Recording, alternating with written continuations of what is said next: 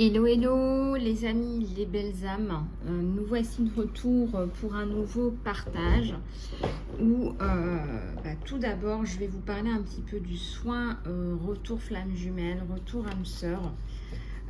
Si vous souhaitez le réserver, vous pouvez aller dans l'onglet sous la vidéo et cliquer sur le lien pour le réserver pour 5 € seulement, donc profitez-en. Je tiens à attirer sur votre attention que c'est un soin tout particulièrement puissant et tout en douceur, vous allez pouvoir vous reconnecter à votre âme sœur, à votre flamme jumelle pour pouvoir envisager une reprise, un retour si vous êtes en distanciation, mais aussi pour une accalmie, pour calmer si vous voulez tous les liens non fonctionnels, dysfonctionnels et pour enfin repartir sur des bases qui soient plus solides et de la stabilité, parce qu'on sait tous et toutes très bien que les liens de flamme jumelle et d'âme sœur sont parfois compliqués par essence, en essence. Donc ce soin il est particulièrement intéressant aussi pour vous rééquilibrer vous, n'est-ce pas, parce que parfois on manque tout simplement d'amour sur soi et le fait de pouvoir se réattribuer cet amour pour soi, ça va vous permettre d'attirer cette personne dans votre vie, cette personne qui vous est chère, la personne de votre cœur. Alors on va aller chercher là tout de suite des images, des choses, on va aller chercher tout ça.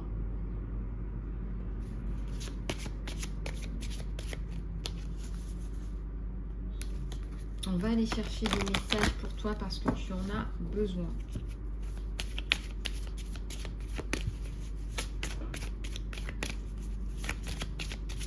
Parce que tu en as besoin. On va aller chercher des messages. Parce que tu en as besoin.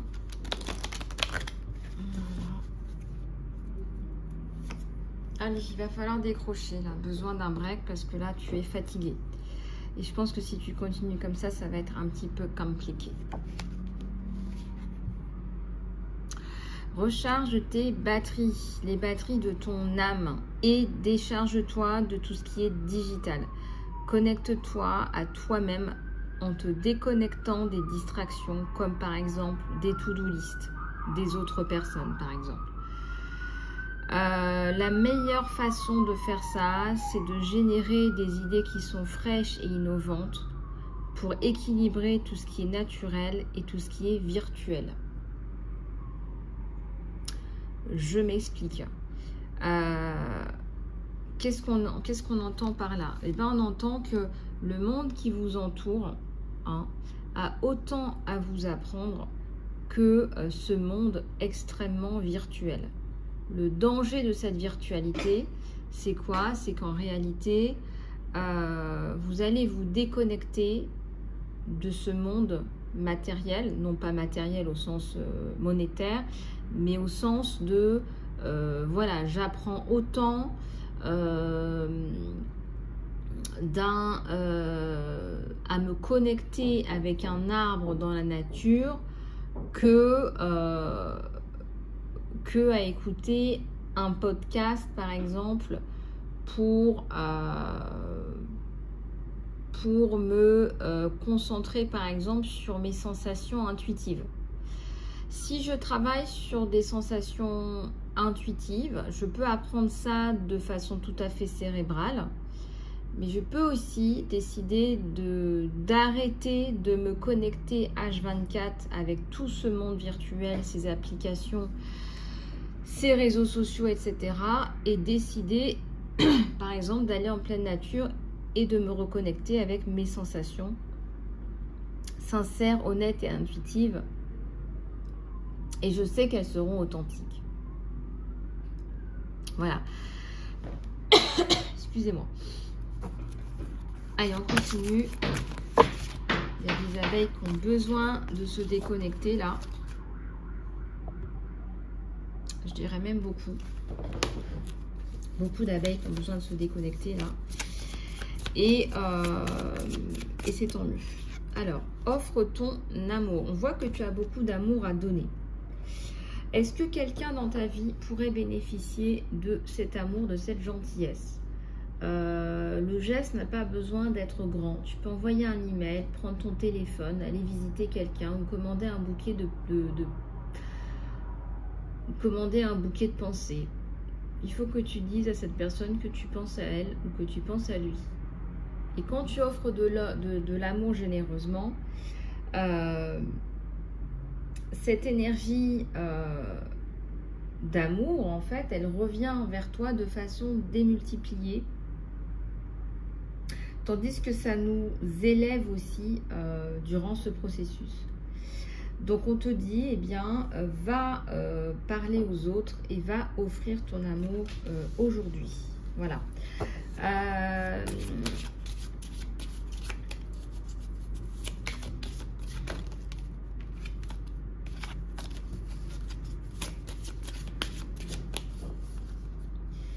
Alors, il y a quelque chose de plus grand qui est en chemin pour toi. Il y a quelque chose qui est plus grand. Je sais pas, ça me parle du soleil levant. Ça me parle d'une opportunité là ailleurs. On te dit, autorise ta vision à se détendre, à se développer et sois ouvert à la forme qu'il prend. Tu peux découvrir que tu es en train de rêver trop petit et que ce qui avait l'air d'un obstacle est en fait en train de se développer comme il le fallait et dans une meilleure direction. L'univers est là, l'univers est derrière toi. L'univers est derrière toi et peut-être que tu le savais pas, mais l'univers est derrière toi. Et on te dit que ta mission d'âme, déjà, c'est la joie. Alors, il y a beaucoup qui vont me dire, ah bah oui, mais bon, là, je fais quelque chose, je suis pas en alignement à 100%, mais j'ai de la joie, mais j'aimerais bien faire autre chose quand même. Oui, certes, d'accord. Oui, certes, d'accord. Mais on va chercher un maximum de joie. On va aller chercher à atteindre un niveau vibratoire plus élevé. Les vibrations les plus élevées sont les vibrations d'amour, de joie, de paix, de bonheur, etc. Et effectivement, donc l'objectif c'est la joie. L'objectif c'est la joie. L'objectif c'est de trouver cette étincelle de joie que tu as perdue parce que comme tout le monde, tu as été sermonné, on t'a dit voilà, il faut que tu cravaches pour atteindre tel ou tel objectif, il faut que tu cravaches pour être telle ou telle personne, il faut que tu cravaches pour